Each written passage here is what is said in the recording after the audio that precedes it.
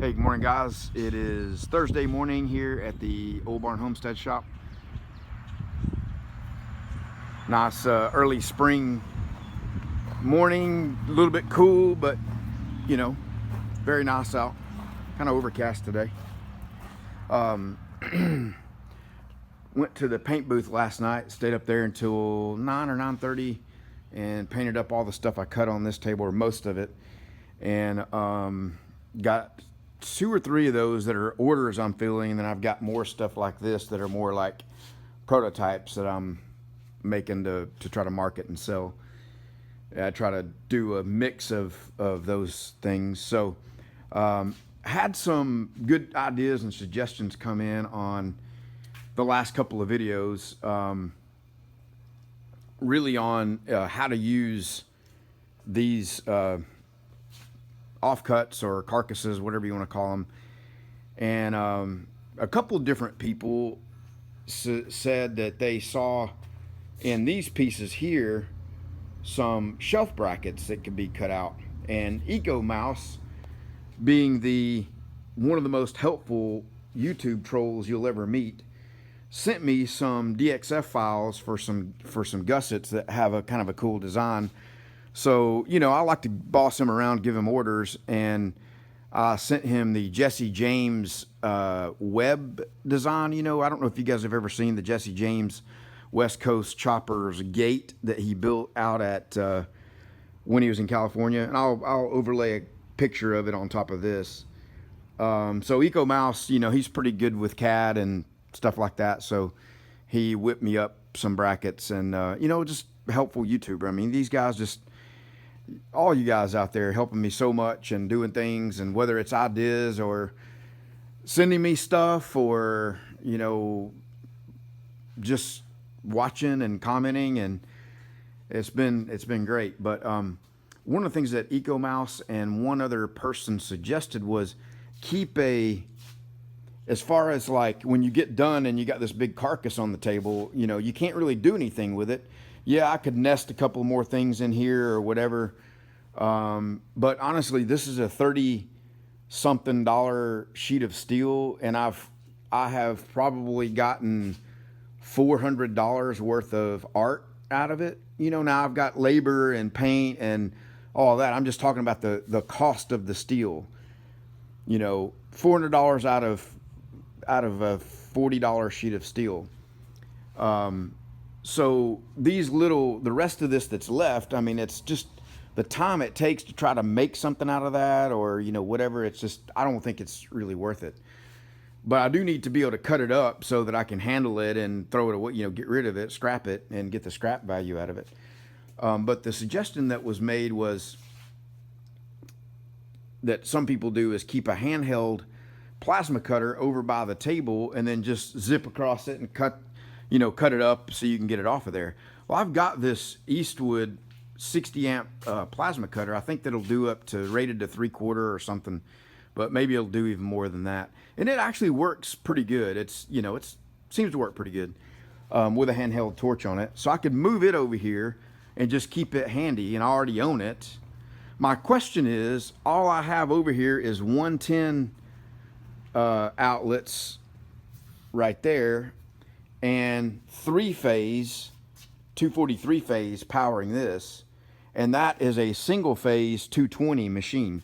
So can I come into this and tap into these 3-phase wires and pull 2 of them out for a 220? I don't think you can do that, but I don't know for sure. So question for you, Brian Block, or any of you guys that might know something about that.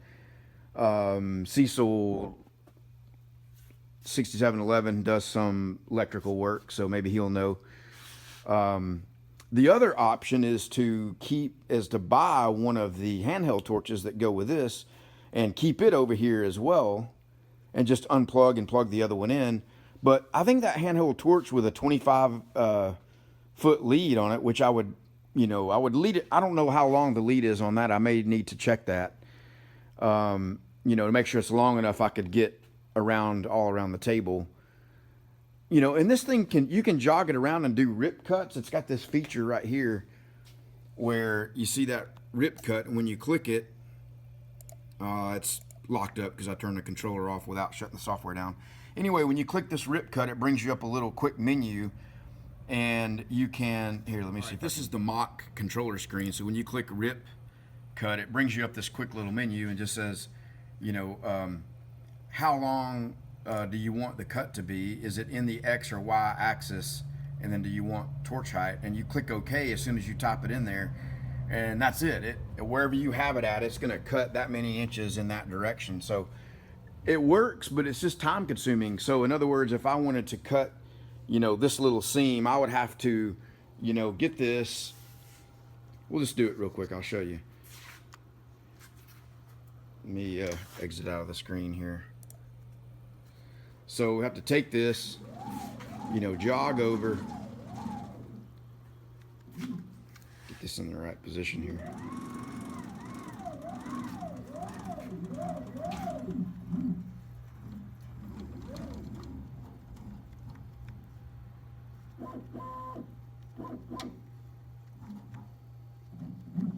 So you have to get that, you know, positioned right on it, you know, where it's going to cut at. Sorry, I'm trying to hold the camera and do this at the same time. And then I just made a little cheat sheet. It's all nasty now, which way is X and Y, because I can never keep it straight in my head. But so you saw on that going that way is Y negative. So what you do is come over here, and I would say that's about an inch or a little more.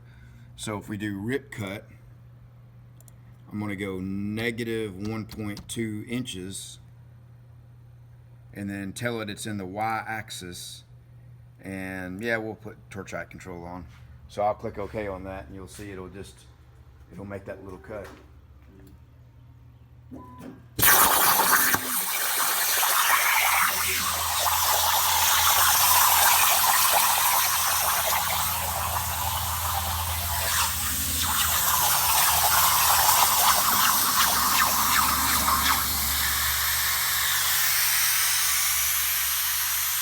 All right, you saw that. So, you know, I could jog this thing around the table and cut all these loose, but it's just, you know, if you had a hand torch, you could just go bam, you know, bam there, and just cut it and get rid of it instead of jogging this thing all around, having to measure it, come over here. Is it an X and Y, or is it negative?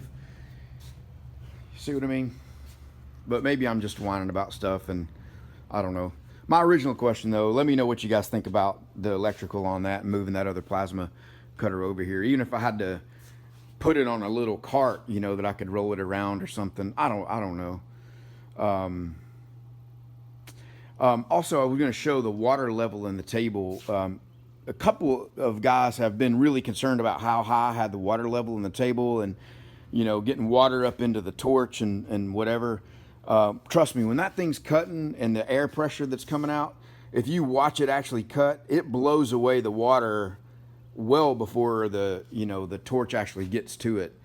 And, you know, it is not any kind of issue at all. In fact, the Lincoln brand of plasma cutters, they bought Torchmate, I guess, and they've got I don't know if you guys see this. I probably get shown this ad a lot because I make plasma cutting videos, but I get shown this ad all the time about Torchmate, Lincoln Torchmate stuff. And they showed that the water level in the table has a big impact on the amount of dross that you get on the back of the cut. And so I started playing around with it, and definitely having the water level, it's gotten down a little bit now, but having it up to where it's almost touching the back of the metal, like right at it, works the best. And yes, it does get more water up onto the table. You can see this sludgy mess that ran off here. And I had two or three guys that are really concerned about that and leaving me comments about it. I'm just trying to tell you that this is how it is designed, and it isn't this company. It's you know, even other companies have recommended it. And in fact, what I've seen on stainless is you actually need to submerge the part to get the best dross control and to manage warpage, because stainless will really warp up bad on a plasma table. So if you submerge the part, not like all the way underwater, but submerge the bottom of the part so that the water is, you know, up touching the back of the metal, that's how you control the warpage on it. And I've noticed that even cutting out these big sheets, you know, like a flag or whatever, when it's in the middle of cutting, depending on how it's doing, it'll warp up and bow certain areas until it's cut around and got relief given, and it's helped with that. And that caused me problems too, where, you know, the torch height control wasn't working as effective as I'd like it to, and as that warpage would occur, you know, it wouldn't really ride with it that well. So I'd say torch height control is on this machine is really questionable, you know. So anyway, guys, I am packing up some stuff today to ship. You know, I shared with you a while back that I had cut out a whole bunch of stuff. I had enough parts here to make 20 bender kits, and I spent, I don't know, a day or so, you know, cutting stuff out and getting it kitted up, or at least staged up and ready to kit. And all of a sudden, about the time I did that, the order stopped coming in for them. And but all this, you know, and for maybe 2-3 weeks, I didn't get a single order for a kit. Now I had orders for plans come in, but now all of a sudden it's kind of bounced back up. I mentioned this a week or so ago, and I had a couple orders come in, and now all of a sudden I've gotten 3 in this week. So I'm getting those ready to ship. And this is great because, you know, I don't have to worry about if I got this stuff in stock or, you know, let me go cut some of it. I can just come out here and pack this stuff up and get it shipped. And these customers, you know, get a really good response time, and, you know, and that kind of thing. And you guys saw the drilling and tapping video. I'm going to send those out today to Adam at Four Fields Furniture. So, all right, guys, long video. I'm going to link on the, actually, I'm going to just let this one stand as it is. Tomorrow I'll link another video of where I went on site to a customer's house to deliver one of the table kits and kind of show you what that experience was. And so, yeah. Anyway, thanks, guys, for those shelves, and Eco Mouse for sending me the DXF files on the brackets. And I'll definitely nest that in the next time.